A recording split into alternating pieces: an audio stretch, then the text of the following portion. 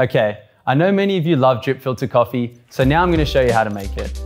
Whereas espresso coffee uses high pressure water to produce the shot, drip filter coffee lets gravity do the work. Because the ratio of coffee to water is much lighter, the end result is much less concentrated. While there are many brew methods, techniques and equipment you can use for drip filter coffee, today I'm using the Precision Brewer. First, a quick note on the dose. The dose is very dependent on how many cups you're brewing and your taste preference.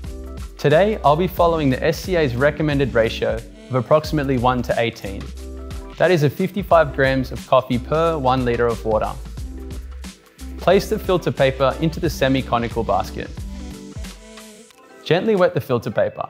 I always do this when making drip or pour over coffee to help with getting the taste right.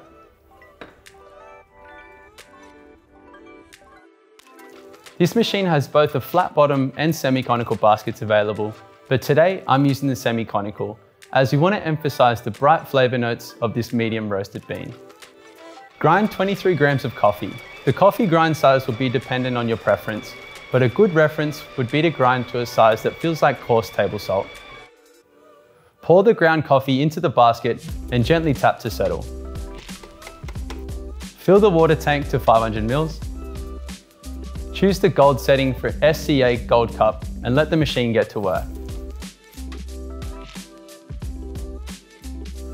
While waiting for the machine to finish, here is a useful tip.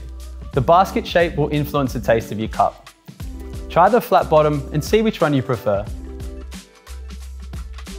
And here it is. All that's left is to serve the delicious coffee from the carafe.